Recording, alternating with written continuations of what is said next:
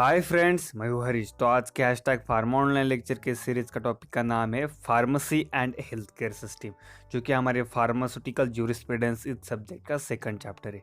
बाकी सभी चैप्टर्स की और लेक्चर्स की लिंक्स आपको डिस्क्रिप्शन में मिल जाएंगी, वहाँ जाकर बाकी सभी लेक्चर्स ज़रूर देख लेना। So let's start our lecture. तो सबसे पहले ये एक रिक्वेस्ट करूँगा कि प्लीज़ लेक्चर को लास्ट तक ज़रूर देखिए, तभी आपको सभी टॉपिक जो अच्छे से समझ में आएगा। So let's start our lecture. The interdependency between pharmacy and medicine runs back through countless ages। मतलब जो भी इंटरडिपेंडेंसी है फार्मेसी और मेडिसिन की, वो बहुत दिनों से चल रही आ रही है, मतलब हज़ारों साल पुरानी है। ड्यूरिंग वैदिक times medicine treatment was associated with religious service in India. Hindu medicine, Ayurvedic medicines being with the Atharva Veda, which contain a list of disease with their symptoms in the form of incantation। Incantation मतलब क्या है कि देखो, कब से वैदिक time, जो भी वेदा का टाइम था, वेद तो आपको पता होगी, उस टाइम से सभी मेडिसिनल ट्रीटमेंट जो भी है रिलीजियस सिस्टम से चल रहे थे। मतलब इंडिया में जो भी रिलीजियस सिस्टम, मतलब जैसे कि आयुर्वेदिक सिस्टम और आयुर्वेदिक मेडिसिन हुआ करते थे। मतलब अभी जो भी मेडिसिन है उस तरह के मेडिसिन नहीं हुआ करते थे तब।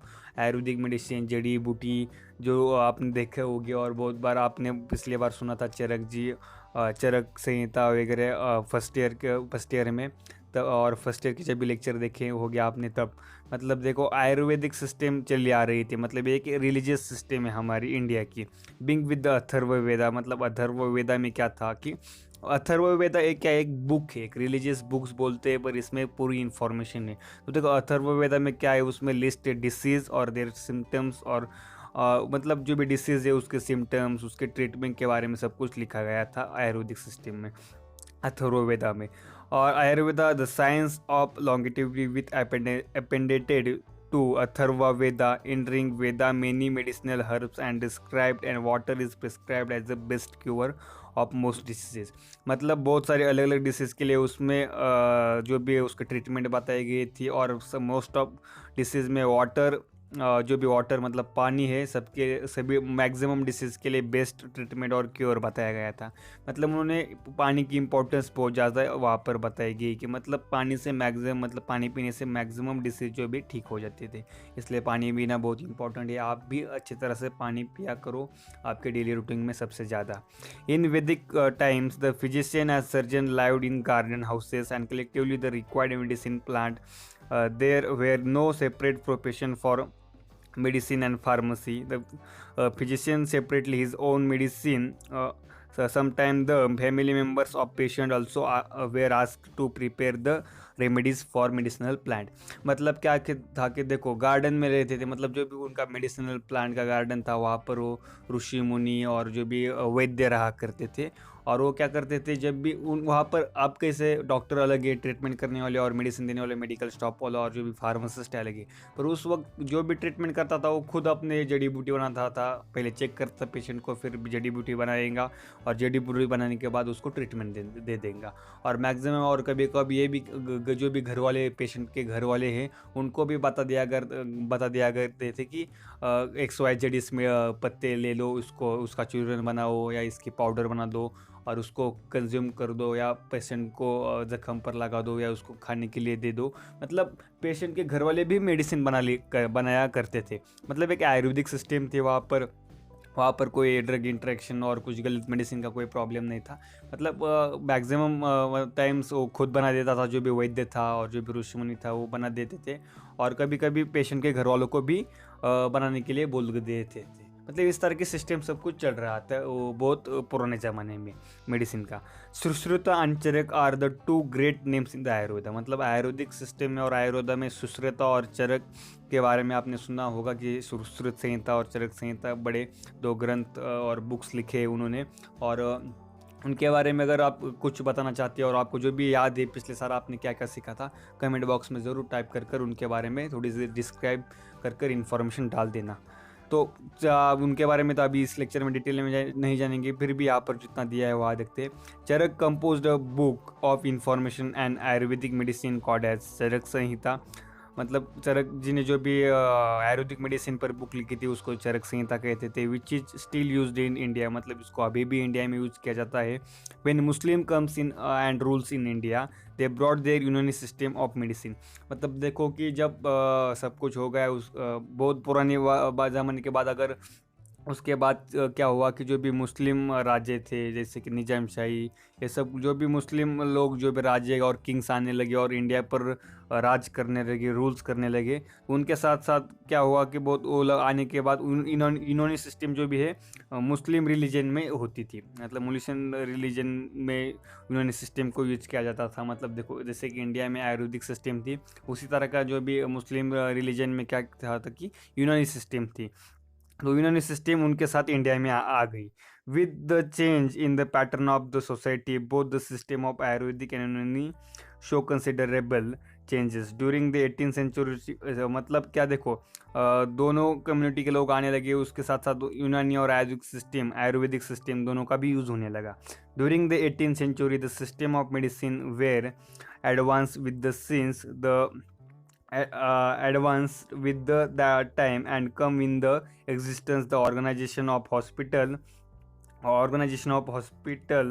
since the hospital organization is working with the aim to attaining, maintaining the promoting the health of the nation, where the service of different health professional are utilized. The health professionals such as clinical practitioner, nurse, technician, medical social workers, dietitian and pharmacist etc. are together referred as a health care team।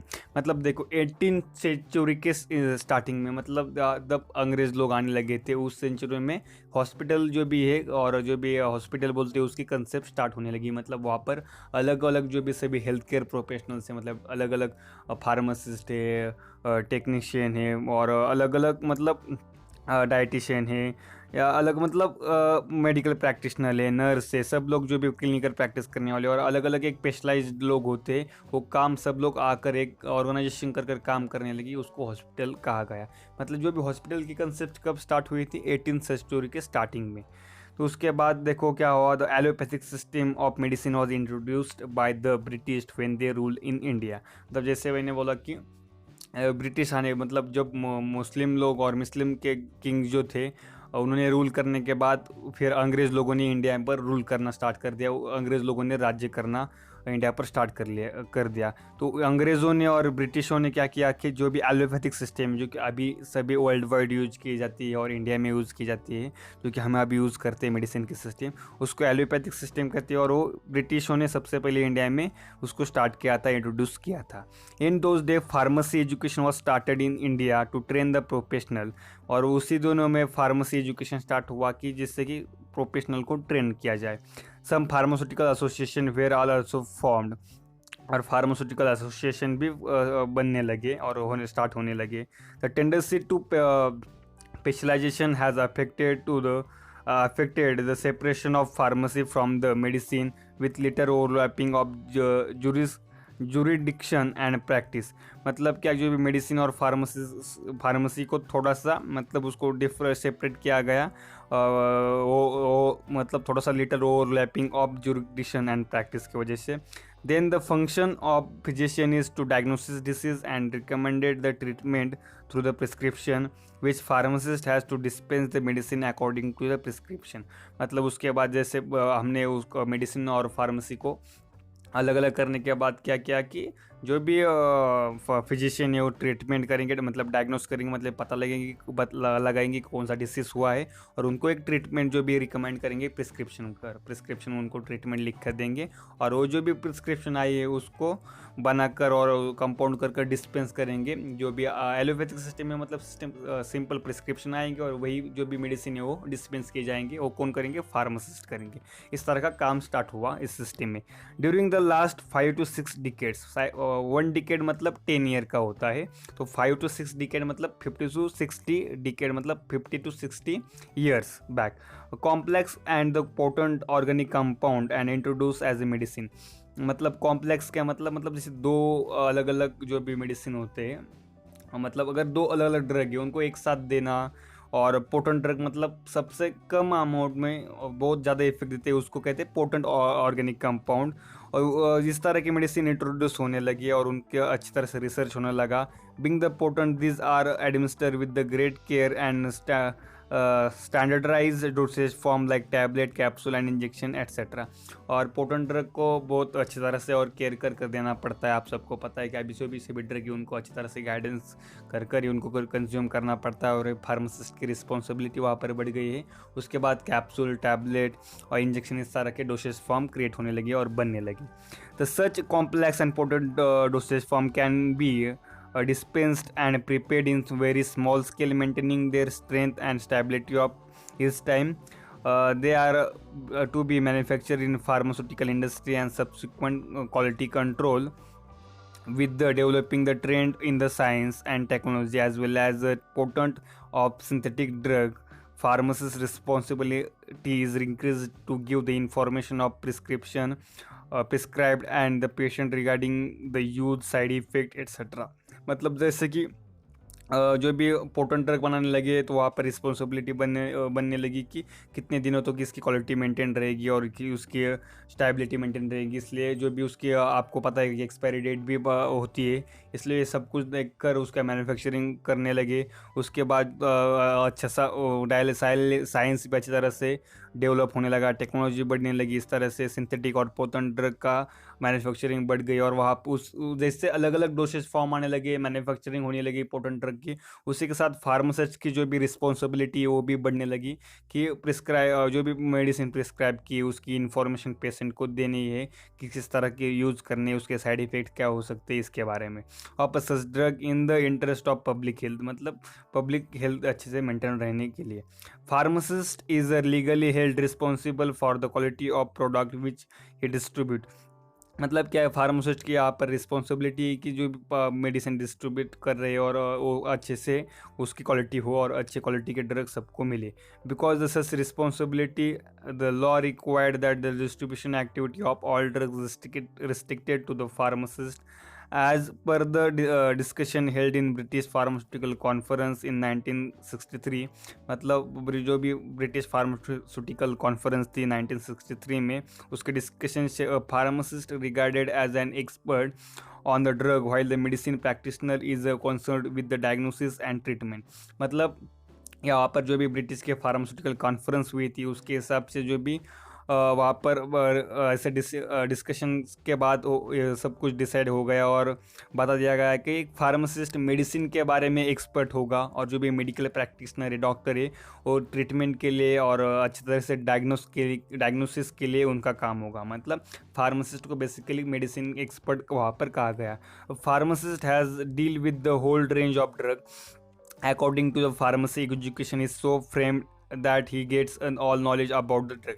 और pharmacist को क्या है कि अलग अलग मतलब whole range, मतलब जितने सारे अलग अलग ड्रग है उस सभी ड्रग के साथ उसको डील करना पड़ता है और उसके बारे में उनको इन्फॉर्मेशन होती है और उसी तरह का एजुकेशन वहाँ पर फ्रेम किया जाना चाहिए और किया गया कि जिससे कि सभी ड्रग का नॉलेज फार्मासिस्ट को हो, उस तरह का एजुकेशन उन प्रोफेशनल को मिले।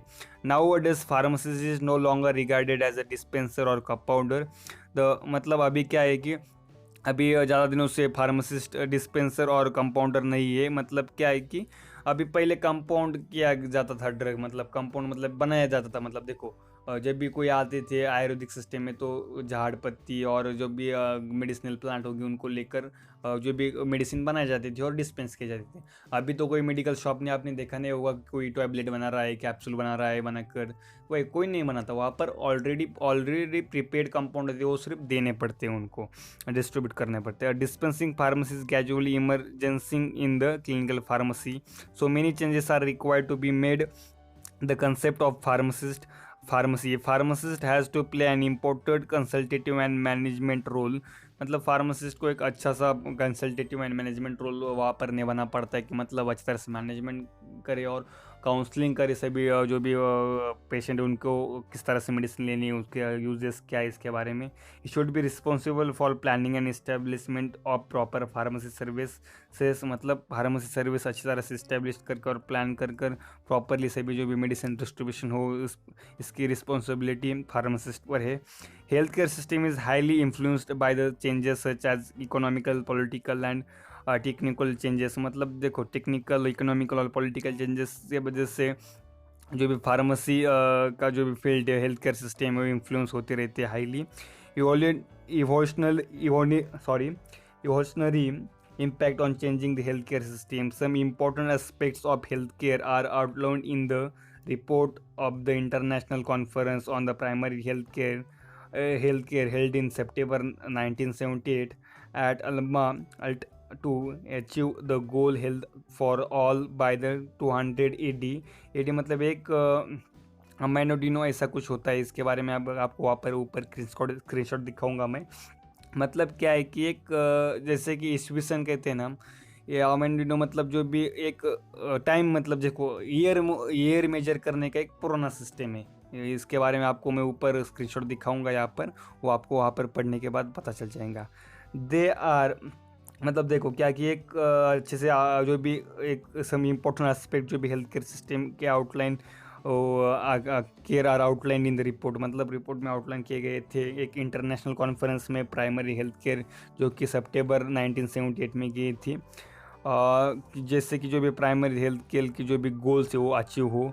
दो कौन से थे? एजुकेशन कंसर्निंग और prevailing the health problems and the method of identifying, preventing and control for they, मतलब एजुकेशन मिलना चाहिए कि किस तरह से हेल्थ केयर प्रॉब्लम से डील किया जाए और किस तरह से किसी भी डिसीज़ को आइडेंटिफाई किया जाए, उसको प्रिवेंट किया जाए, उसको कंट्रोल किया जाए।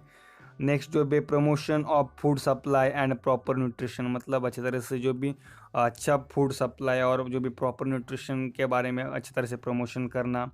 Prevention and control of locally epidemic disease, मतलब जो भी लोकली एपिडेमिक डिसीजेस होते हैं उनको प्रिवेंशन करना और उस पर कंट्रोल करना। Provision of essential drugs, appropriate treatment of common disease, मतलब जो भी कॉमन डिसीज उसकी अच्छे से अप्रोप्रिएट ट्रीटमेंट हो। Immunization against the major infection and diseases. And seventh availability, मतलब इम्यूनाइजेशन मतलब इम्यूनाइज किया जाए कि जो भी मेजर इन्फेक्शन होते हैं और डिसीज होते हैं। अवेलेबिलिटी ऑफ हेल्थ प्रोफेशनल, मतलब हेल्थ प्रोफेशनल की अवेलेबिलिटी बढ़ जाए, मतलब अच्छी तरह से एजुकेशन उनको दिया जाए और एजुकेशन के बाद उनके जो भी करियर हो उसके बारे में भी सोचा जाए, उनको जॉब्स दिए जाए, उनको हायर किया जाए। और नेशनल हेल्थ केयर पॉलिसीज़ भी बनानी चाहिए। इस तरह की जो भी अलग अलग जो भी कॉन्फ्रेंस में आउटलाइंस रिपोर्ट में आउटलाइंस दिए गए थे और इस कॉन्फ्रेंस में सब कुछ प्राइमरी हेल्थ केयर के में डिस्कस किया गया था। So moreover this was regarded as a basic requirement to the supplement according to the economic and social values of the nation and the public to achieve the goal health for all the 200 EDs necessary, supporting the pharmaceutical services and required to the extent and organized which is possible only when pharmacist has been accepted an important member of the healthcare team।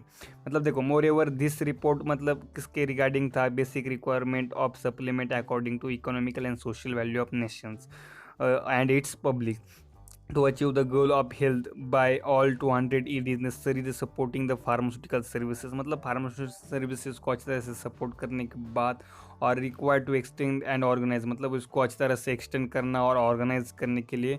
और which is possible only, मतलब possible कब होगा? जब भी pharmacy जो भी एक important health care member समझकर फार्मासिस्ट को जब हम एक्सेप्ट करेंगे तब, मतलब फार्मासिस्ट की यहाँ पर इम्पोर्टेंस बढ़ गई थी, मतलब सब लोगों को दिख गई थी।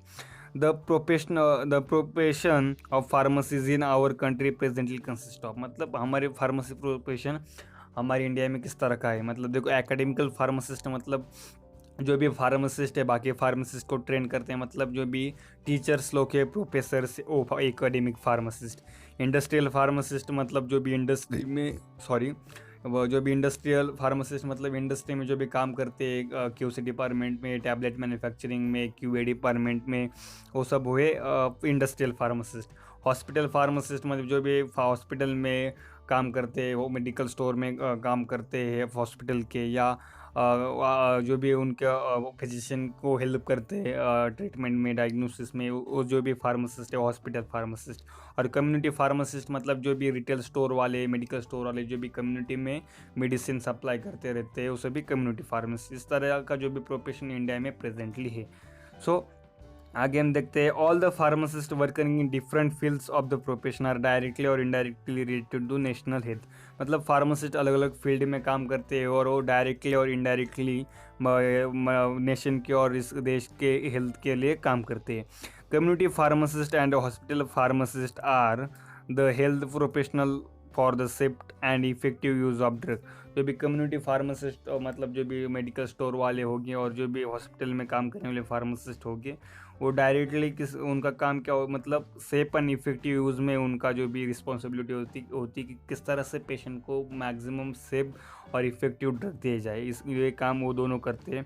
तो pharmacist has specialized knowledge regarding the drug and therapeutic action. मतलब फार्मासिस्ट को स्पेशली इन नॉलेज होता है कि ड्रग के बारे में और उसके थेरेप्यूटिक एक्शन के बारे में, मतलब ये किस तरह से काम करता है। As he has the information about the drug, he is very close to prescriber और physician. Similarly, the dispensing and compounding activities and his ability to give related information bring him closer to patient और public। मतलब जो भी pharmacist है अच्छी तरह से public और पेशेंट को समझा कर दे सकता है कि किस तरह से मेडिसिन लेनी है, उसके फ़ायदे क्या है, उसके नुकसान क्या है, किस तरह से आप उसको लेना चाहिए, किस तरह से नहीं लेना चाहिए, ये फार्मासिस्ट अच्छी तरह से बता सकता है। His services as a link between physician and patient. मतलब ये एक सर्विस देता है फिजिशियन मतलब डॉक्टर और जो भी पेशेंट है उसके बीच में। मतलब जो भी डॉक्टर और के बाद सिंपली फार्मासिस्ट के बाद आता है, टैबलेट लेता है, उसके बारे में इंफॉर्मेशन लेता है, काउंसलिंग लेता है और बाद में पेशेंट उसका यूज़ करता है। मतलब एक लिंक प्रोवाइड करता है फिजिशियन और पेशेंट के बीच में। सो आगे देखते हैं कि pharmacist has to play an important role in the area such as. मतलब इस चैप्टर में ये क्वेश्चन मैक्सिमम टाइम आप पूछता था कि role of pharmacist in health care system.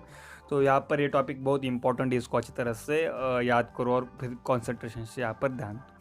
Prescription सबसे पहला रोल है प्रिस्क्रिप्शन अडियरेंस, सेकंड है storage and distribution of drug, drug का स्टोरेज करना, डिस्ट्रीब्यूशन करना, ड्रग की choice, drug monitoring, information and education.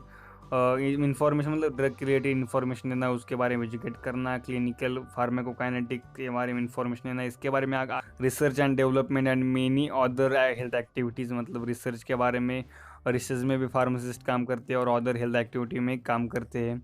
In nutshell, the pharmacist is responsible for ensuring that the right patient is receiving the right medicine in right dose of right condition in the right dosage form at the right frequency। मतलब से बहुत important है। मतलब इसको 5R भी बोला जाता है और 6R भी बोला जाता है इस तरह का। मतलब जो भी राइट मतलब जो भी ओरिजिनल पेशेंट है और राइट पेशेंट है उसको अच्छी क्वालिटी और वो राइट मेडिसिन मिले, राइट डोज में मिले और राइट कंडीशन में मिले और राइट डोसेस फॉर्म में मिले और राइट फ्रीक्वेंसी में। ये एक फार्मासिस्ट की रिस्पॉन्सिबिलिटी है।